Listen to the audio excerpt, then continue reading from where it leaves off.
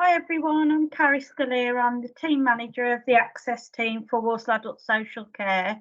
I've been asked to do this short video for you to help support a number of agencies that are completing safeguarding forms and submitting them to ourselves. The idea of the video is to provide you with some additional pointers and guidance as to how to complete the form, what information is required, and there'll be a number of things that I'll also allude to throughout the video, which will add links on at the end that you can access in your own time. So hopefully you find it helpful, and I'll bring up a short presentation shortly and go through that. First of all, I'd just like to introduce the Access team to you all, which is the team that screen the safeguarding referrals, and that's the team that I manage. So we've got currently 8 social workers who have 5 days in line with safeguarding timescales to screen all of the safeguarding concerns, and we also complete the planning discussion and part of the process if it goes on to that stage. If it then meets criteria for a section, pass that on to the relevant team to complete that. So there's 2 advanced practitioners in the team, which is Mavis Madzingira and Daniel Keeler. They obviously have the oversight day to day of the management of the safeguarding, and then there's myself.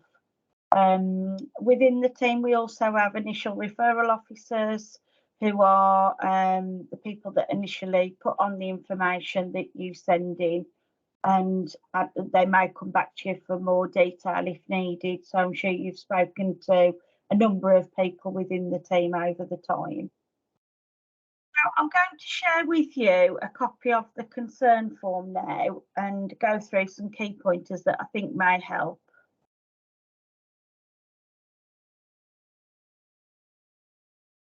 Please bear with me.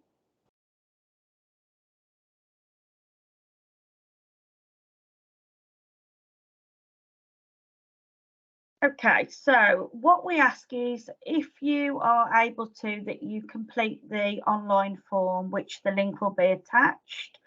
We ask you to make sure that you complete the most up-to-date version of the form and that you don't save it to your desktop, just because it does get updated from time to time, and it's important that we have the most up-to-date one. If you do send a different form in, you may be asked to complete the up-to-date form so that we've got that. So page 1 is talking about obviously the person's main details, which I won't go through all of that. Most of it is self-explanatory in terms of name, address, date of birth, etc. Some of the things that I felt important to point out there is in terms of where the abuse has actually taken place. So we obviously have a responsibility to look into any concerns where the person is at risk of abuse or neglect within Walsall. So it's important that you identify where the abuse has occurred, and that may not always be the person's main address. For example, it may have happened in a respite placement, but they may actually live in Birmingham. But if the respite placement is in Walsall, it would be a referral into Walsall that you need to make. In terms of basic details, what we do ask is that you make sure you put in an up-to-date contact number for the person and that you identify any communication needs. So, for instance, is there any interpreter required or any support from a family member? Is there any sensory needs that we need to be aware of? And also just around safety of contacting the person. So if, for instance, the person may live with the alleged source of risk, and there may not be a good time to call them, but there may be a better time where you know it's safe, please do point that out on the form. This is particularly with when you're referring things like domestic abuse. We ask that you make sure that you check with the person that there's a safe number to call them on. That may be via a third party. If there isn't a family member, you could think about maybe a GP or another agency that's involved, whether we could set something up through them to safely talk to the person, and it's just to stress that obviously we need to speak to the person as quickly as we possibly can. So anything on there that can help us do that is great. Okay. So one of the questions on that first page asks about physical and mental impairments that the person's had and diagnosed medical conditions. What I would ask there is that you think about the threshold and how the physical or mental impairment that you're describing links to the person being able to protect themselves about the abuse that you're talking about.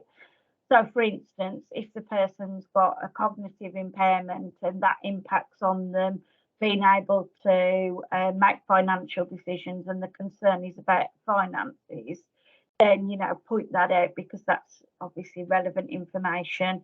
So it's what's relevant to what you're actually talking about at that time, and it's obviously up to date and current information. Okay, so on page 2, obviously we want you to put in the date that the abuse or neglect or alleged abuse or neglect actually happened, and then the date that you submitted the form to us. And obviously those dates may be different because you may be learning of the abuse after it has happened. In terms of organisation, referrer address and contact details, what we do ask there is that you do provide us with an email address if possible, an office number, and also a mobile number. And the reason for that is that we can then give you very swift feedback on the outcome of the referral if we've got an email address. If the email address is different to the one that you sent us the referral on, please state that on there, because we may use that to provide feedback to you unless we're told otherwise. And again, if you're not going to be in the office, we do need a mobile number. So we only have 5 days to do our screening, so it's in line with the get back to you quickly, and it may be that we need to gather further information and then call you again with the outcome. So whatever you can do there to help us, that'd be great. Okay, so one of the questions there is about, do the concerns that you're raising relate to a potential criminal matter? So obviously it asks you, if they do, have you reported it to the police, and please provide a crime number.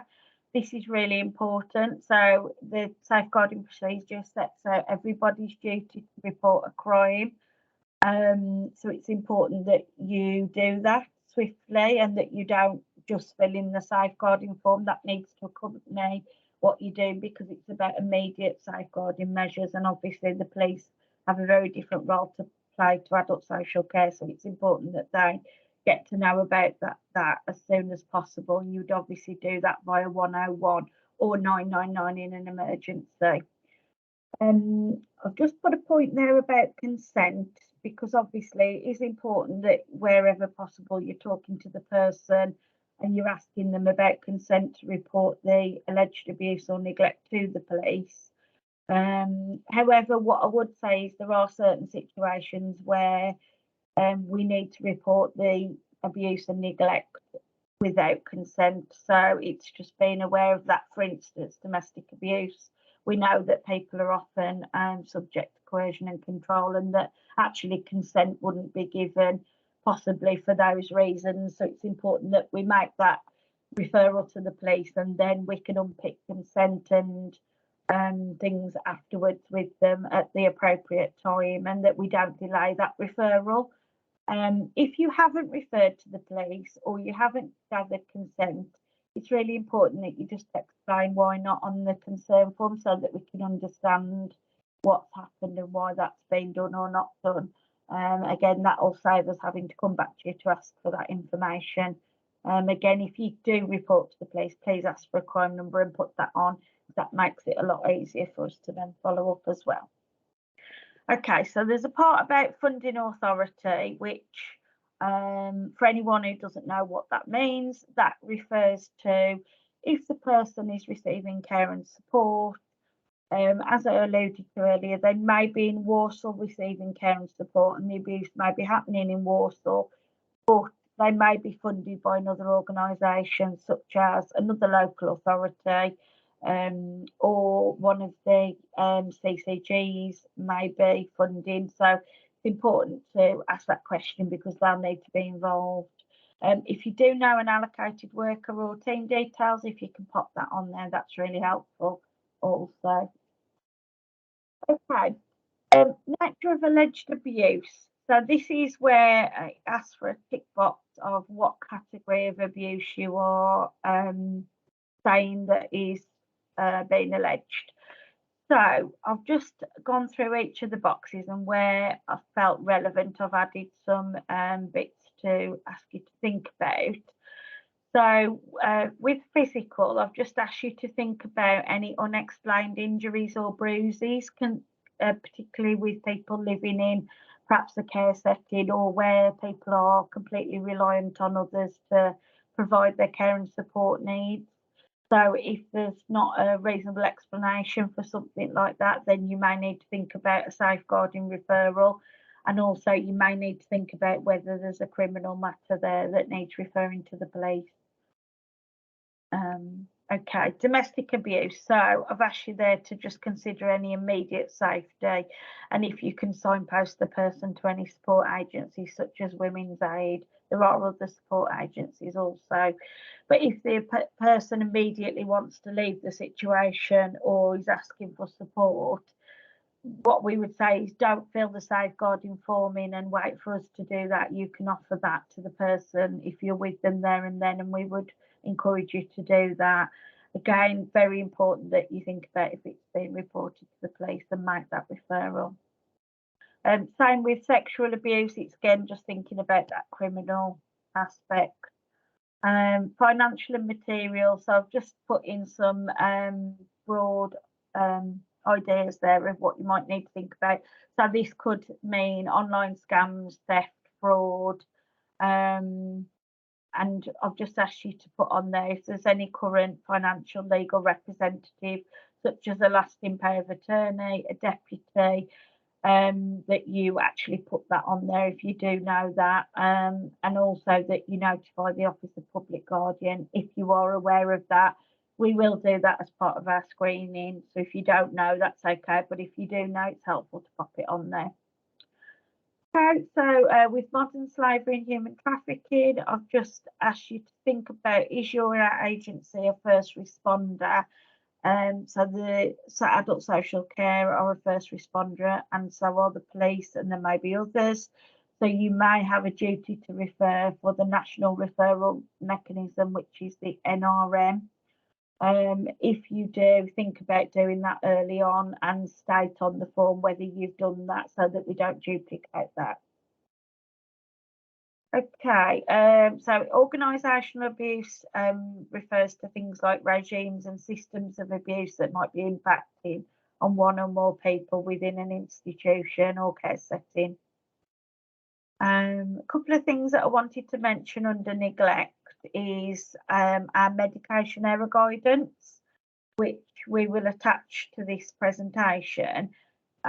This points out that there's a lot of things to consider before we necessarily raise a safeguarding in relation to medication errors, and that guidance provides a format to think about that and to give you some guidance about when it is appropriate to refer as safeguarding. And ultimately that's what you should be referring to, so we'll attach that on there for you to have a look at, and we would ask you to consider that. If you've read the medication error guidance and you still feel it needs to be safeguarding, that's fine, but it's helpful for you to put that on the form. And then it's just also to think about care quality concerns and whether what you're referring is actually about care quality and it's not actually necessarily a category of abuse that's mentioned above. So please think about that. And there are other referral routes for those, such as quality and care team within the local authority, and also CQC that would look into care quality concerns if they're not necessarily about abuse or neglect. In terms of self-neglect, so just want to pause on this one for a moment and ask you to please have a look at the link around the self-neglect pathway that I'm going to attach. It's really important that with self-neglect that you do have a conversation with the person So we know that self-neglect is a range of behaviours and concerns that we may have about somebody. And if you're going into someone's home and you have concerns about perhaps hoarding or the state of the property or the person's personal hygiene, it's really important that you have a conversation with the person about perhaps why they're in that situation. Because it may be that they're not choosing to self-neglect, and or they're not in a situation where they're self-neglecting, but actually they've got unmet needs that they do wish to get support with. And what we would say in those scenarios, please do send us a referral for an assessment, because that's what the self-neglect pathway starts with in any case. And what we should be thinking about before we raise a safeguarding is, have we had multi-agency meetings to try and talk about the self-neglect, risk assess it, and put in place a multi-agency risk management plan? And also, have we thought about a referral to the self-neglect panel if you've done those things and there's still risks that are unmanaged or that are escalating, and you feel that there needs to be more advice sought on that. So all of those things need to be considered before you raise it as a safeguarding. So what we'll often do is close that down and then refer that back through that process. So it'd be helpful if you can refer to that for each of your self-neglect concerns rather than putting in the safeguarding as the first port of call. Okay, and then there's just some other things there which I won't go through, where you need to look at the links that I've put on there and think about other referrals that you may want to do in relation to some of those issues there.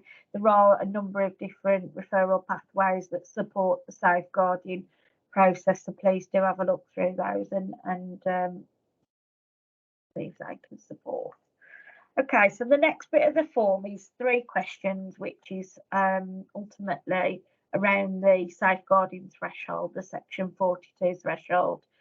And this is where the local authority decides whether we have a legal duty to complete a section 42 inquiry based on the information that we've got. So as much information as you can put in here is helpful.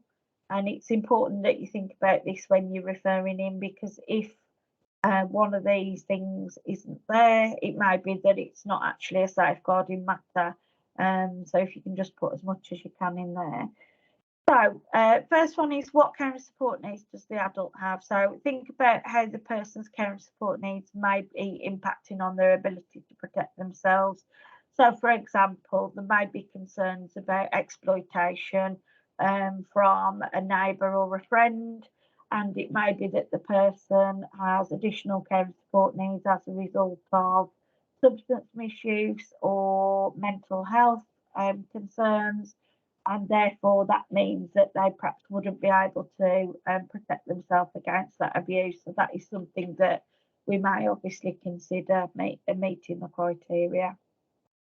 What abuse or neglect are you saying that the adult is experiencing or is at risk of experiencing? So I won't go through all of those there, but they are a list of things that you might want to consider to help you describe that. This is the main place to describe the alleged abuse or neglect. So try and be evidence-based in what you're saying.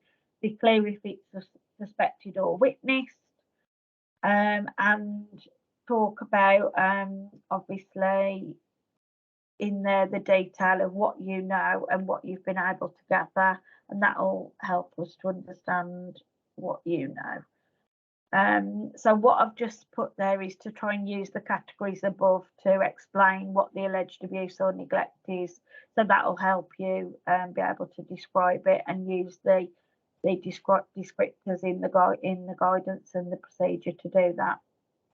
So the last one is the adult able to protect themselves from the abuse or neglect? So the person may very well be at risk of potentially domestic abuse, and they may have no care and support needs. However, they are obviously very much at risk and it is still a criminal matter, but they may have been able to take themselves out of the situation, access support from Women's Aid, and liaise with the police themselves, and there's no concerns about their, I guess, mental capacity or ability to do that independently. So that wouldn't necessarily meet the criteria either. We would just obviously make sure the person's signposted appropriately. Okay, so we'll just move on.